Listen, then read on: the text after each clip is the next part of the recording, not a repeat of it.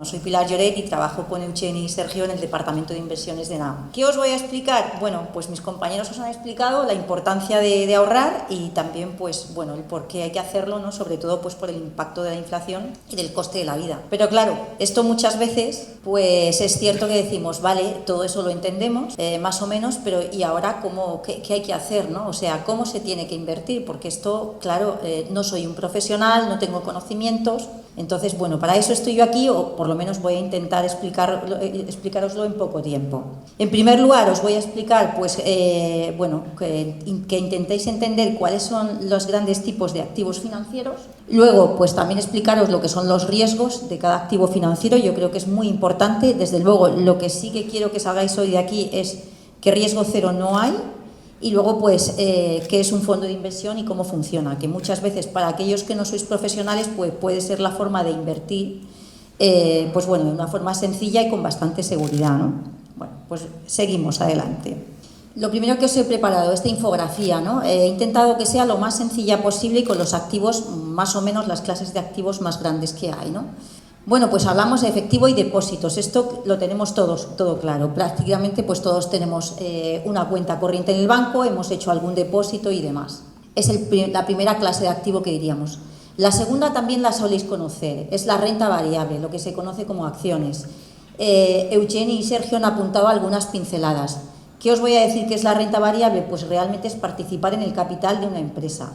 Por ejemplo, muchos de vosotros habéis oído en la tele, pues, ejemplos, pues, de Telefónica que está subiendo en bolsa, o BBVA con la OPA esta de Sabadell. Pues, ¿esto qué quiere decir? Las acciones realmente es tener una parte de esa propiedad. ¿Y qué nos va a dar por ello? Pues nos va a dar unos dividendos, que es la distribución de los beneficios de esa sociedad todos los años, que van a decir, bueno, pues hemos ganado tanto repartimos a los inversores o accionistas, pues ese es el dividendo, y luego también nos puede dar una apreciación porque esa compañía, por ejemplo, pues tenga buenas expectativas.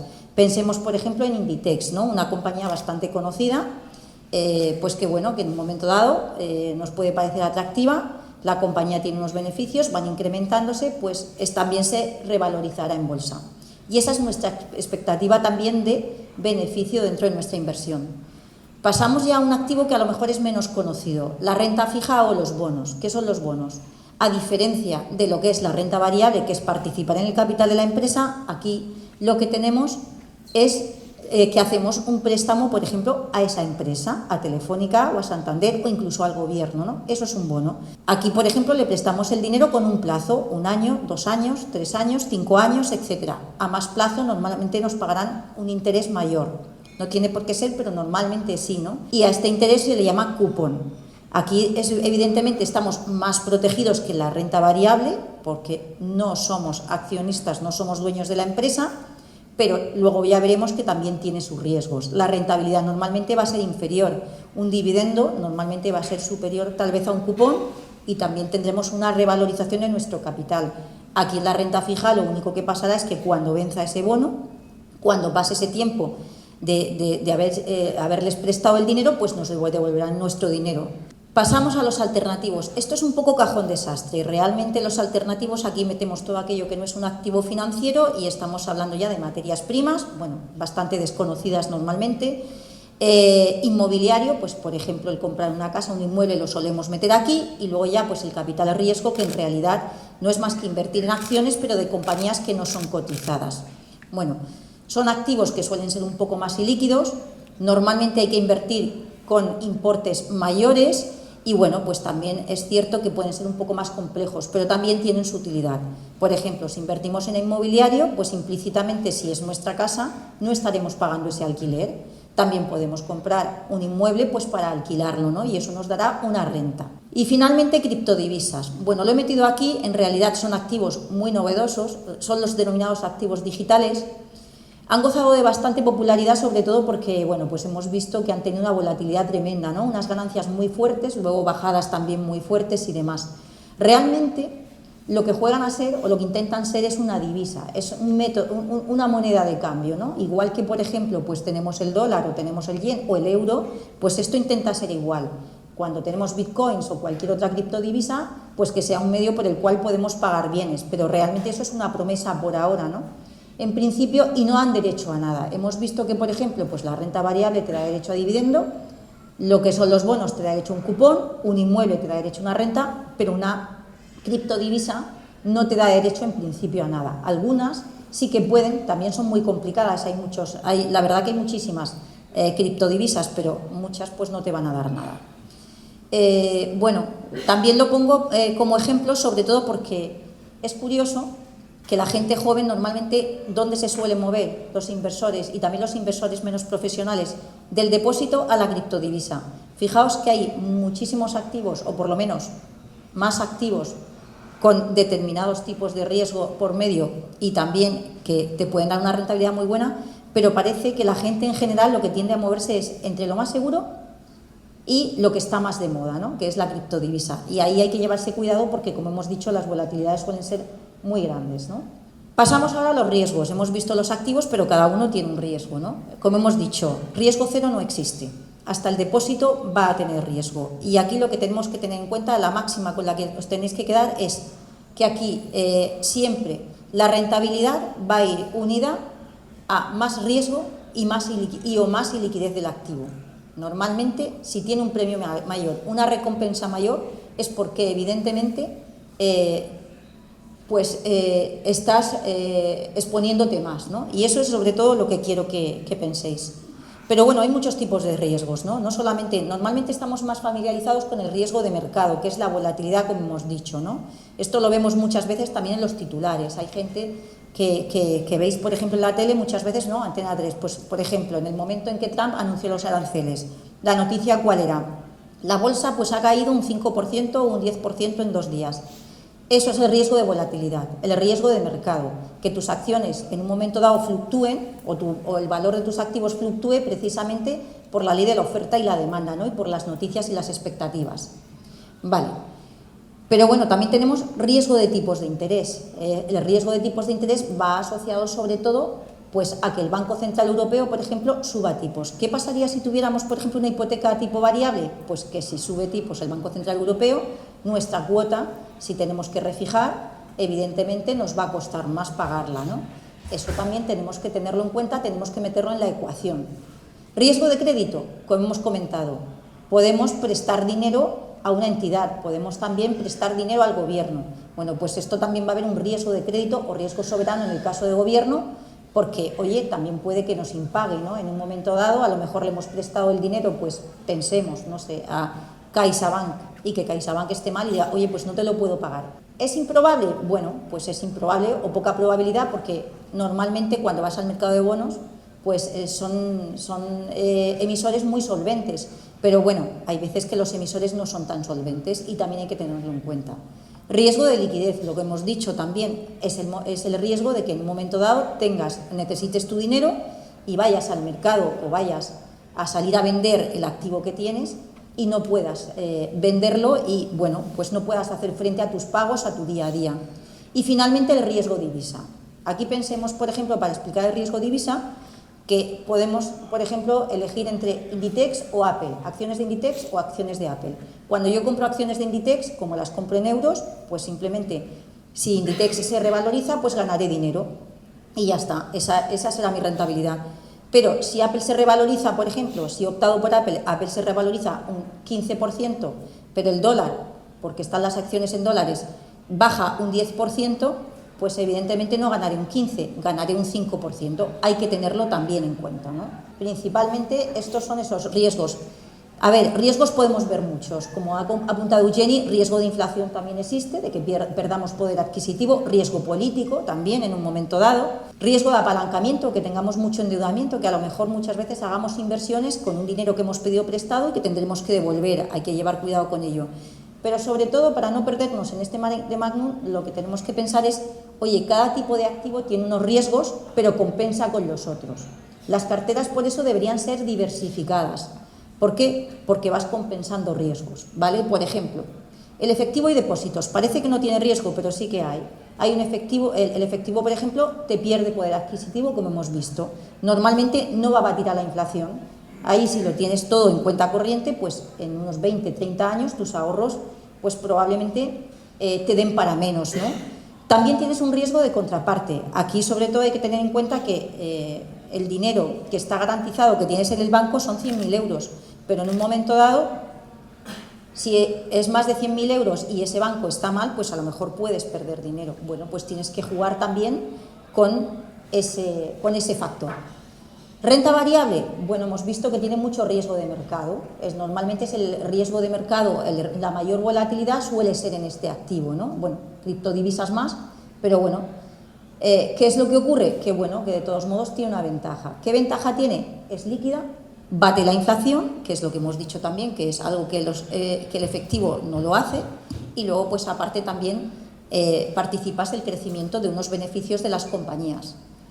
Renta fija, lo que son los bonos. Vas a tener aquí menos volatilidad, evidentemente, eso sí, menos liquidez que la renta variable, también más o menos una liquidez decente, pero menos que la renta variable, pero bueno, tienes una recompensa que es ese cupón, que bueno, que evidentemente pues va a ser menos que el dividendo a lo mejor de la renta variable y la revalorización de las acciones, pero también, oye, quieras que no, también es bueno. Eso sí, tendrás que ver que tiene un riesgo también de crédito y un riesgo de tipo de interés, ¿no? Y luego los alternativos. Aquí hay que llevar cuidado, sobre todo porque normalmente si compramos un inmueble lo vamos a comprar con un préstamo. Eso ya es un riesgo de por sí, ¿no? Estamos apalancándonos.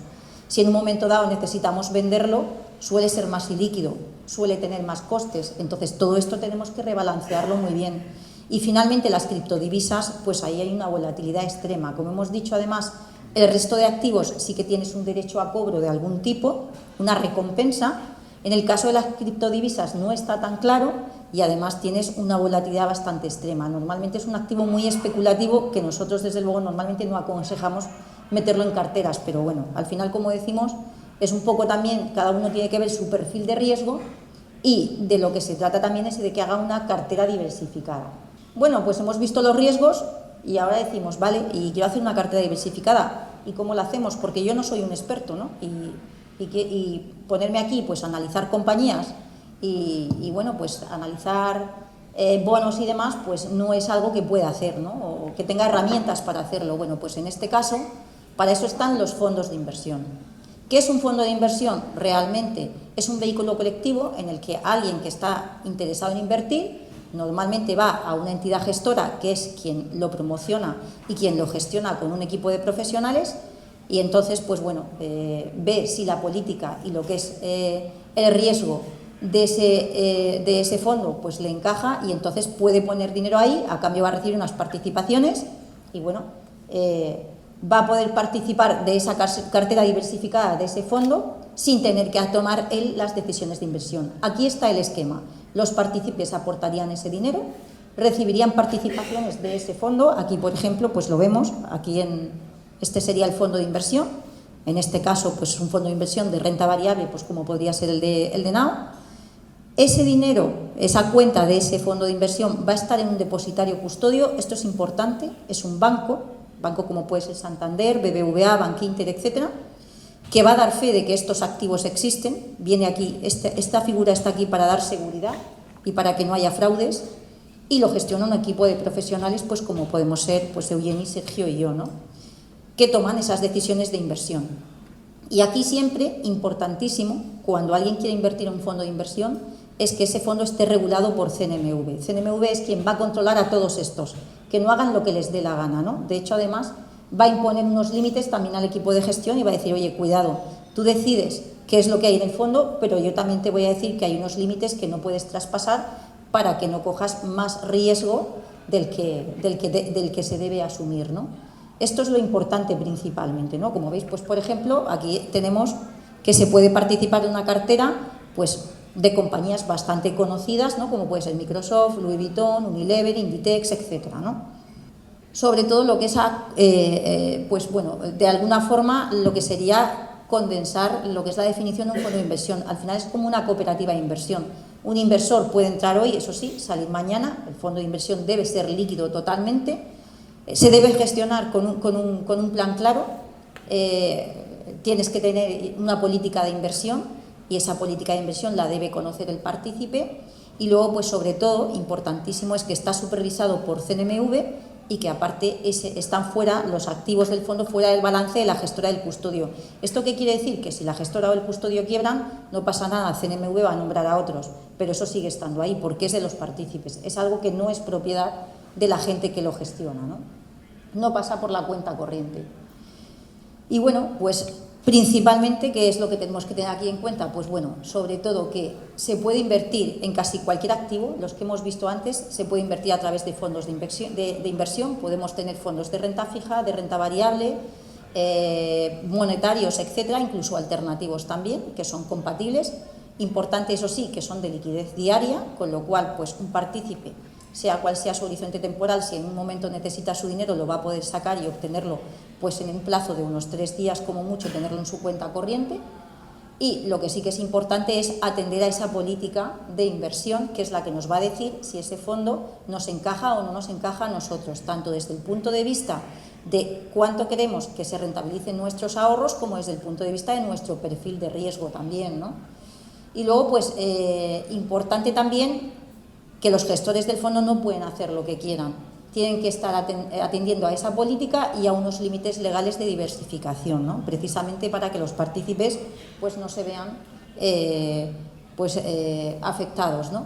Entonces, un ejemplo, pues por ejemplo, nuestro fondo de renta variable, al final lo que tenemos que tener es entre el 75 y 100% de los activos netos, ¿no? En nuestra política. No podríamos bajar de ahí, porque lo que estamos diciendo al partícipe es, oye, vas a estar invertido en renta variable, lo que no tiene lógica es que yo luego compre inmuebles, ¿no? En el fondo. Además, renta variable europea, ¿qué quiere decir esto? Que yo no puedo comprar un 50% de compañías chinas, ¿no? O japonesas, porque estaría engañando a los partícipes, ¿no? De alguna forma. Entonces, eso es lo que hay que atender a la hora de, por ejemplo, invertir en un fondo de inversión, que es lo que está haciendo el gestor, ¿no? Y luego ya, pues bueno, ventajas, tiene bastantes ventajas, pero también algún inconveniente que lo hablaremos. Las ventajas es que es sencillo, es una forma muy rápida, fácil de invertir cuando no somos expertos, además con tickets pequeños, no se tiene por qué hacer inversiones muy grandes, pueden ser inversiones pequeñitas. Gestionado por un equipo de expertos, no te tienes que estar tú ocupando de si compro Inditex, vendo Microsoft, no, aquí te lo va a hacer un equipo y tú ya estás en tu día a día, en tu trabajo. Son carteras diversificadas con muy pocos costes y la liquidez va a ser diaria y luego aparte, como hemos dicho, con control de depositario y CNMV. Una de las cuestiones también muy interesante en los fondos de inversión es que hacer inversiones a través de ellos muchas veces te va a permitir hacer lo que se llama traspaso y diferir el coste fiscal. ¿Qué quiere decir esto? Que si en un momento dado alguien invierte en un fondo de inversión y considera que ese fondo no le gusta, que se quiere cambiar a otro, que pues esa política no es la que le va o que otro fondo lo va a hacer mejor, puede perfectamente traspasar el fondo sin pagar impuestos. O sea, no tiene que vender ese fondo de inversión, pagar los impuestos y reinvertir de nuevo lo que le quede en otro fondo de inversión, sino que puedes ir pasando de un fondo a otro que te encaje más, porque pensemos, por ejemplo, pues a lo largo de 20, 30 años que pueda durar nuestra vida como inversores hasta que nos jubilemos, pues oye, vas a querer ir cambiando a lo mejor de política de inversión o de tipos de activos, pero no vas a tener que pagar impuestos hasta que no desinviertas finalmente ese dinero y te llegue a la cuenta corriente. Eso es muy importante, porque ese tratamiento, por ejemplo, no se da en carteras a lo mejor de gente que diga, pues bueno, compro la acción del BBVA y ahora la vendo y luego me voy a Santander y tal, ¿no? Ahí sí que tendrías que pagar impuestos. ¿Inconvenientes? Pues bueno, tiene algunos, evidentemente, todo. En la vida, pues, tiene su toma y daca, ¿no? No permite hacer market timing. ¿Qué es esto del market timing? Intentar entrar en el momento más barato del mercado. A veces casi es una ventaja, porque muchas veces a lo mejor no lo hacemos bien. Pero bueno, como hemos comentado antes, si haces aportaciones periódicas vas a suavizar bastante la volatilidad del mercado, ¿no? Sobre todo también que muchas veces vamos a largo plazo, con lo cual ese market timing tampoco te va a dar mucho.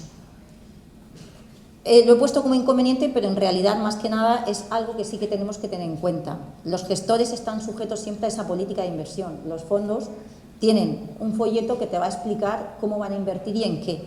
Bueno, eso es importante leérselo, sobre todo porque, oye, no solamente vamos a decidir invertir en un fondo de inversión porque veamos que tiene una rentabilidad tremenda, tendremos que saber también qué es lo que está haciendo, ¿no? Para ver si es apto para nosotros o no. Y luego, pues muchas veces también hay productos o entidades o fondos de inversión que no lo hacen bien, que tienen rentabilidades un poco pobres frente pues, a los índices de referencia. Bueno, pues aquí también muchas veces lo bueno del fondo de inversión es que puedes diversificar también en distintos fondos. Normalmente son tickets pequeñitos o incluso no los hay, no hay mínimos de inversión, por ejemplo, en los fondos, y puedes invertir desde 20 euros, 100 euros, 1000 euros, lo que quieras, y lo puedes hacer en distintos fondos, ¿no? Sin que tengas un coste grande.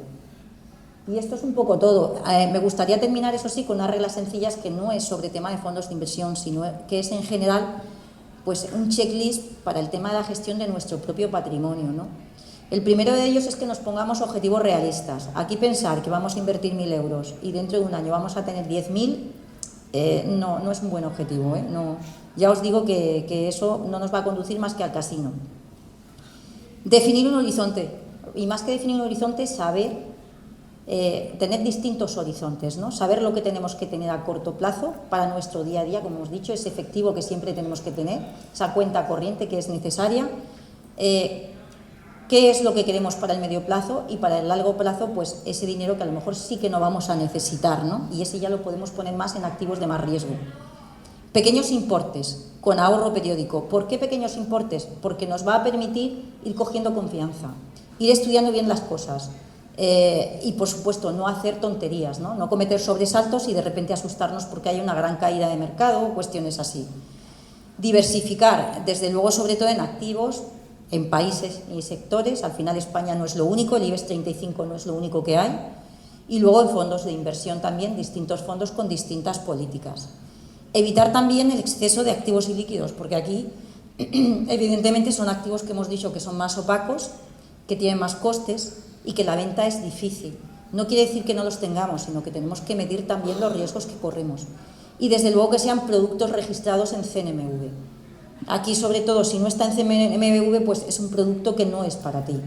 Esa es la garantía, sobre todo, que tiene que ser un producto registrado. Lo que no está registrado puede estar sujeto a fraude, no está ni siquiera regulado, ¿no?